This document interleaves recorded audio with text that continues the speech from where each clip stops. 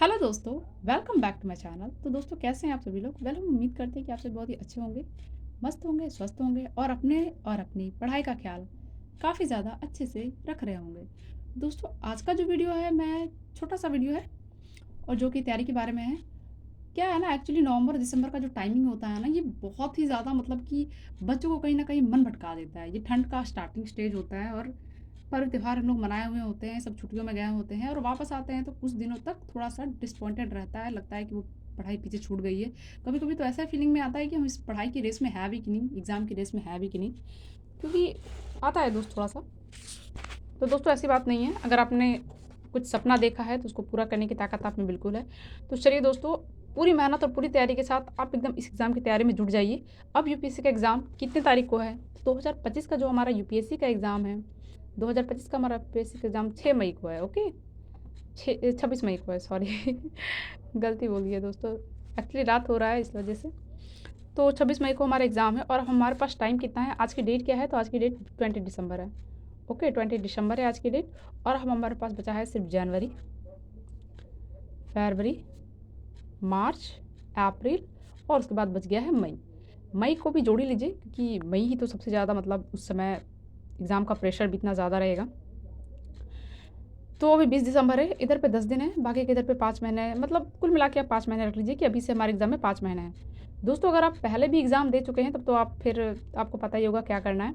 लेकिन अगर आपने पहले भी एग्ज़ाम नहीं दिया है तो मैं आपको सजेस्ट करूँगी कि फ़िलहाल एग्ज़ाम जो इतना टफ़ हो गया है कि मार्च से एकदम प्रीलिम्स की तैयारी में जुट जाइए। और अगर पहले से भी आपने मतलब दे रखा है तो भी मैं कहूँगी प्रीलिम्स से जुट जाइए क्योंकि एग्ज़ाम बहुत टफ हो गया है। तो आप क्या करिए 15-15 दिन बाँट लीजिए, 15 मार्च पहले, 15 मार्च तक मेंस की तैयारी करिए और 15 मार्च से फिर प्रीलिम्स में जुट जाइए, 15 मार्च के बाद से। उसके बाद पूरी पूरी प्रीलिम्स की पर्सपेक्टिव से तैयारी शुरू कर दीजिए। प्रीलिम्स की पर्सपेक्टिव से का क्या मतलब है? मतलब रिवीजन, पहली बात तो रिवीजन और सेकंड बात हो गई, पहला तो रिवीजन हो गया, दूसरा क्या हो गया मॉक टेस्ट, तीसरा हो गया क्या सीए करंट अफेयर्स और चौथा और भी करंट अफेयर्स से बहुत रिलेटेड चीज़ें होती हैं ना, फिलहाल मैं उसको मैगज़ीन लिख देती हूँ। वो सब भी पढ़ना बहुत ज़रूरी होता है दोस्तों, जैसे कि भारत दर्शन, ये सब चीज़ें पढ़नी बहुत ज़रूरी है। एक किताब आती है जो सर्वेक्षण वगैरह के बारे में होती है, फिलहाल मुझे ठीक से याद नहीं है लेकिन मैं आपको बाद में उसके बारे में अपडेट कर दूँगी। वो जब नया न्यू आएगा ना 2025 का तो मैं आपको ज़रूर से ज़रूर इन्फॉर्म कर दूँगी कि वो कैसे मिल जाएगा, कहाँ मिल जाएगा। तो ये सब चीज़ें होती है, मैगज़ीन वगैरह, प्रीलिम्स, ये सब प्रीलिम्स की तैयारी होती है, मॉक टेस्ट वगैरह, रिवीजन वगैरह, ये सब प्रीलिम्स की बहुत बहुत ज़रूरी चीज़ है।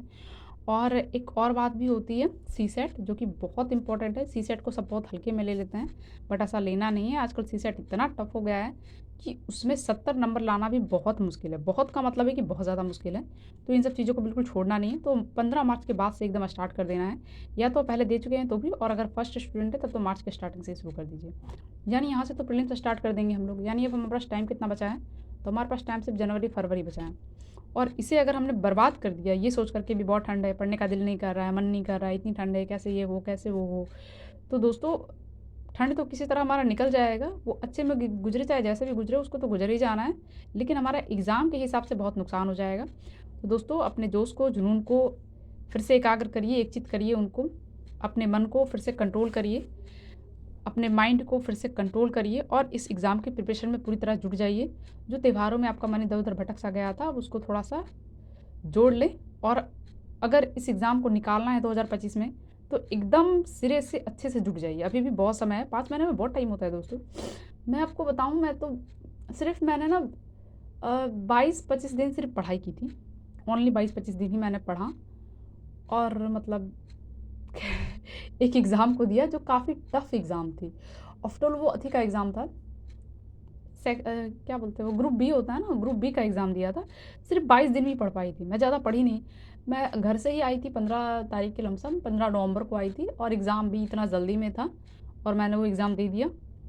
और सिर्फ 22-25 दिन का ही तैयारी में भी वो एग्ज़ाम मेरा ठीक ठाक ही गया है।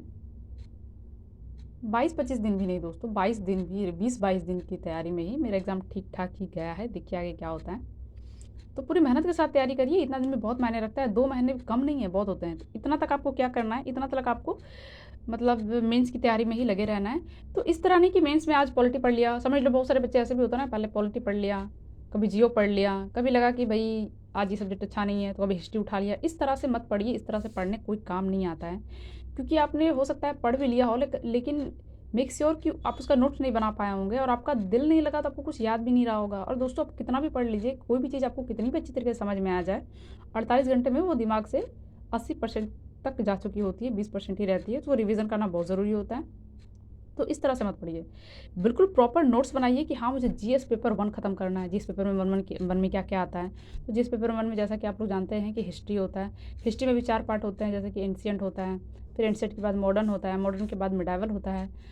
तो इस तरह से बिल्कुल बाँट लीजिए कि हाँ, मुझे 15 दिन में एंशिएंट खत्म कर देना है, 15 दिन में मिडाइवल खत्म कर देना है, या मॉडर्न खत्म कर देना है, या 10 दिन में मिडाइवल खत्म कर देना है। दोस्तों, मिडाइवल से ज़्यादा क्वेश्चन नहीं आते हैं, बट फिर भी हमें थोड़ा बहुत तो पढ़ना ही पड़ता है, समझने के लिए भी पढ़ना पड़ता है, याद रखने के लिए भी पढ़ना पड़ता है। तो वो चीज़ें पढ़नी पड़ती है, कुछ चीज़ें कम पढ़नी पड़ेगी, ज़्यादा पढ़नी पड़ेगी। आप कोई पार्ट को थोड़ा बहुत कम पढ़े, कम ध्यान दें, लेकिन ऐसा नहीं हो सकता है कि आप किसी भी पार्ट को पूरी तरह छोड़ दें। ये चीज़ नहीं हो सकता है, बिल्कुल आपको पढ़ना ही पड़ेगा। कुछ बच्चे बोलते हैं मैंने ये पार्ट नहीं पढ़ा, वो पार्ट नहीं पढ़ा, पता नहीं उनका रिजल्ट भी हो जाता है, जो कि बहुत ही अच्छी बात है। बट अब हम कैसे कह सकते हैं कि वो लकी इंसान हम ही हैं, है ना? ऐसा बोल नहीं सकते।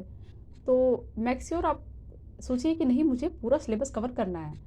जो चीज़ें जिसका प्रतिशत एग्ज़ाम में सबसे ज़्यादा है, जो मतलब जिसके आने के चांसेस 80% है, या जो सबसे ज़्यादा आता है, उस चीज़ों को पहले करना है, जो बाद में आता है उसको पीछे करना है, लेकिन करना सबको है। जैसे कि एग्जांपल दे तो मॉडर्न हिस्ट्री से सबसे ज़्यादा क्वेश्चन आते हैं, तो आप ऐसा मेक श्योर कर सकते हैं कि मुझे मॉडर्न हिस्ट्री से ज़्यादा आता है, तो पहले मुझे मॉडर्न हिस्ट्री को क्लियर करना है, पढ़ना है, पूरा करना है। तो इस तरह से आप अपना अथी बना सकते हैं। पॉलिटी के क्वेश्चन, पॉलिटी भी बहुत ही मतलब गजब सब्जेक्ट है। ये दिखने में बहुत ही, पढ़ने में बहुत ही अच्छा लगता है। इसके क्वेश्चन भी इतने स्टेटमेंट वाइज आते हैं कि अच्छा लगता है, ये एक रिलीफ जैसा महसूस होता है। पॉलिटी ऐसा लगता है कि कोई रिलीफ सब्जेक्ट है, बट ऐसा है कि लोग, बच्चे इसको इतना लाइटली ले लेते हैं कि आसान आसान क्वेश्चन भी पता नहीं कैसे गलत हो जाता है। तो पॉलिटी में तो ऐसा नहीं है, पॉलिटी तो पॉलिटी है। उसमें कुछ चीज़ें बहुत इंपॉर्टेंट होती है, जैसे कि मान लीजिए मौलिक अधिकार, मौलिक कर्तव्य, और हमारा संविधान कैसे बना था, या फिर संघ के क्षेत्र, कार्य क्षेत्र, ये सब चीज़ें। तो कुछ कुछ चीज़ें कैबिनेट और नीति आयोग, ये सब चीज़ें बहुत ज़्यादा इंपॉर्टेंट हो जाती है। पर कुछ कुछ कुछ चीज़ें नहीं भी होती है, जैसे राज्य से रिलेटेड, प्रांत की विधायिका, ये सब लाइक की सबसे क्वेश्चन ज़्यादा आता नहीं है। प्रांत वगैरह से क्वेश्चन उतने आते नहीं हैं, तो आप कुछ चीज़ों को छोड़ सकते हैं, या कुछ चीज़ों को ज़्यादा पहले पढ़ सकते हैं जहाँ से क्वेश्चन सबसे ज़्यादा आता है, जैसे महान्यायवादी, प्रधानमंत्री, राष्ट्रपति, इस सब के इससे जुड़े अनुच्छेद वगैरह, इन सब से जुड़े आर्टिकल्स वगैरह, प्रावधान वगैरह, इनके वर्क से जुड़े सारी चीज़ें, तो वो सब बहुत ज़्यादा ज़रूरी हो जाता है। तो आप इस तरह से बांट सकते हैं। अभी भी आपके पास देखें तो ब्रॉडली लेवल पे भी आपके पास कम से कम अभी 70 दिन है। अगर इधर से भी जोड़िए तो भी 70 दिन है, और अगर ये आप ये वाला सोच रहे हैं ना 15-15 दिन वाला, अगर आप पहले भी दे चुके हैं तो 15 मार्च के बाद से भी तैयारी करिए, और नहीं तो फिर इससे तो भी आपके पास मतलब मिला जुला के इधर भी 10 दिन बच रहा है ना, और 60 दिन इधर, तो मतलब कुल मिला के तब भी आपके पास 70 दिन बच रहे हैं, अगर आप किसी भी टाइप के स्टूडेंट हैं, या पहले दे दिया है या नहीं भी दिए हैं तो भी। तो इस तरह से पढ़िए दोस्तों। यूपीएससी की तैयारी में ऐसा होता है ना कि एक तो हमारे लिए समय इतना ज़्यादा इंपॉर्टेंट होता है, ये एग्ज़ाम ही ऐसा है। अगर आपने 1 साल पढ़ाई की और एग्ज़ाम दे दिया, यदि वो नहीं निकला, तो आप सोच नहीं सकते कि आपको कितना ज़्यादा नुकसान हुआ है। आपने जितना करंट अफेयर्स पढ़ा सब नुकसान, सब चला गया, वो दोबारा तो आएगा नहीं, क्योंकि एग्ज़ाम के लिए तो 18 महीने का ही करंट अफेयर्स चाहिए होता है, तो वो तो आपका बेकार चला गया। जो आप आर्टिकल्स पढ़ रहे हो, कितना टाइम देना पड़ता है न्यूज़पेपर्स वगैरह में, अगर आप न्यूज़पेपर पढ़ रहे हो, अगर आप हो सकता है पेपर से भी पढ़ रहे हो, या फिर आप वीडियो से भी पढ़ रहे हो, तो वो सब मेहनत बर्बाद हो जाती है। तो ऐसा नहीं है, सारे सब्जेक्ट में साथ में ध्यान दीजिए, तो ज़्यादा जल्दी निकल जाएगा और ईज़िली निकल जाएगा। और यूपीएससी में यही चीज़ तो जान मार ले जाती है, मतलब यही चीज़ें तो चांस को ख़त्म ले जाती है, ख़त्म कर लेती है। कि क्या होता है कि कभी हमने ये सब्जेक्ट प्रिपेयर नहीं किया, कभी वो सब्जेक्ट प्रिपेयर नहीं किया, कभी करंट अफेयर्स ठीक है तो स्टैटिक नहीं याद रहा, इस तरह से मामला बिगड़ जाता है। तो दोनों को कवर अप करके चलना चाहिए। तो दोस्तों, मैं आपको यही सजेस्ट करूँगी कि आप बहुत ही अच्छे से एग्ज़ाम की तैयारी करिए। अभी भी बहुत टाइम है, और बहुत सारे तो मैं देखती हूँ ना, मतलब अपने कमेंट में नहीं, कहीं और, मतलब मैंने देख रही थी कि बच्चे कह रहे थे कि लगता है ये वाला प्रिपरेशन भी बिगड़ जाएगा, क्योंकि जो अभी प्रोटेस्ट वगैरह हो रहे हैं देश में, तो उसकी वजह से शायद मामला थोड़ा सा, दिमाग वगैरह थोड़ा सा भटक भी गया है। और पढ़ाई ऐसी चीज़ है ना, करंट अफेयर्स वगैरह 2 दिन भी छूट जाती है ना, तो ऐसा लगता है कि हम पता नहीं इस रेस में है कि नहीं, इस टाइप की फीलिंग आती है। तो वो लोग बोल रहे थे कि ऐसा लग रहा है कि, मतलब ऐसा लग रहा है कि ये अटेम्प्ट भी बिगड़ जाएगा। दोस्तों, 5 महीने बचे हैं, 5 महीने बहुत होते हैं। इतना में आप बहुत अच्छे से अच्छे तैयारी कर ले जाएँगे। 5 महीना बहुत होता है, अभी से सोचना तो बिल्कुल बेकार वाली बात है। आप बिल्कुल अच्छे से तैयारी करिए, और ये एग्ज़ाम बहुत ही निकल भी जाएगा, ऐसी बात नहीं है, निकल जाएगा। और होने वालों को तो हो ही रहा है ना, बिल्कुल हो रहा है। आप देख रहे हैं सबको हो रहा है। ऐसे-ऐसे स्टूडेंट्स भी होते हैं जो कहते हैं कि मैंने ये नहीं पढ़ा, वो नहीं पढ़ा, फिर भी उनका सिलेक्शन हो गया। कुछ इसमें सीक्रेट्स तो हैं जो मैं आपको बताऊँगी अपने किसी दूसरे वीडियो में। तो चलिए दोस्तों, फ़िलहाल मैं यही सजेस्ट करूँगी आपको कि आप फरवरी तक मेंस को ही प्रिपेयर करिए, और अगर थोड़ा बहुत त्योहारों में आप बिज़ी वगैरह हो गए हैं तो आप उसको हटाइए और अब अपना दिमाग को एग्ज़ाम के पर्सपेक्टिव से फिर से रेडी करिए कि अब एग्ज़ाम आ रहा है। अपने माइंड को फिर से वो सेटअप करिए कि हाँ, एग्ज़ाम आ रहा है, पढ़ना है और पढ़ने के सिवा कुछ नहीं होगा, पढ़ना ही, पढ़ाई ही करना है। इस एग्ज़ाम को पास करना है, अपने सपनों को पूरा करना है, अपने और अपने परिवार वालों के सपनों को पूरा करना है, तो पढ़ना ही होगा, इस एग्ज़ाम को निकालना ही होगा। तो दोस्तों, पूरी मेहनत के साथ जुट जाइए। All the best. और मैं आपको फिर से याद दिला दूँ कि मैं क्या बोल रही थी। तो मैं बस इतना ही बोल रही थी दोस्तों कि जनवरी, फरवरी तक आप मेंस की प्रिपरेशन करिए, और इस तरह से मत करिए कि कहीं से कोई भी सब्जेक्ट उठा लिया, बल्कि बिल्कुल प्रॉपर अच्छे से आप स्ट्रैटेजी बनाकर करिए कि हाँ, मुझे जेईई पेपर 1 में क्लियर कर रही हूँ, 2 क्लियर कर रही हूँ, मतलब उसकी तैयारी क्लियर कर रही हूँ, तैयारी पूरी कर रही हूँ। इस तरह से आप बिल्कुल बनाइए कि हाँ, मैं जेईई पेपर 1 पूरे अच्छे से प्रिपेयर कर लेती हूँ, 2 अच्छे से प्रिपेयर कर लेती हूँ। तो इस तरीके से पढ़िए कि हाँ, 10 दिन में ये करना है, 15 दिन में ये करना है, 20 दिन में ये करना है। अगर अगर कुछ ऐसा होता है कि 10 दिन आप किसी काम में बिज़ी भी हो गए तो कोई बात नहीं, आपको घाटा लगेगा भी तो भी आप जो बिना स्ट्रैटेजी के साथ पढ़ेंगे ना, उससे ज़्यादा ही आप फ़ायदे में रहेंगे। तो उससे बेटर है कि आप स्ट्रैटेजी बनाकर पढ़ें। और 15 मार्च के बाद से एकदम प्रीलिम्स में जुट जाना। प्रीलिम्स के बहुत सारे स्टेज है दोस्तों। आजकल मॉक टेस्ट भी बहुत ज़्यादा इंपॉर्टेंट हो गया, करंट अफेयर्स इतना ज़्यादा इंपॉर्टेंट हो गया, रिवीजन तो मस्ट इंपॉर्टेंट है। अगर आजकल क्वेश्चन का ऐसा परसेंटेज आ रहा है ना कि अगर आप या तो करंट अफेयर्स में चूक गए या तो फैक्ट क्वेश्चन नहीं आ रहा आपको, कॉन्सेप्चुअल नहीं आ रहा है, तो मतलब इस तरीके से मतलब कुछ भी सारा मेहनत बर्बाद हो जाता है फिर।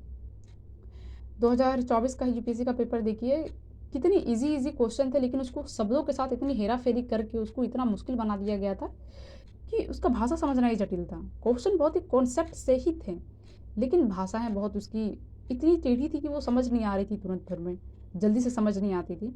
तो दोस्तों, उसके लिए मॉक टेस्ट लगाना बहुत ज़रूरी है। ये आपको प्रिपेयर करता है उस माइंडसेट के लिए, उतना सारा प्रेशर हैंडल करने के लिए।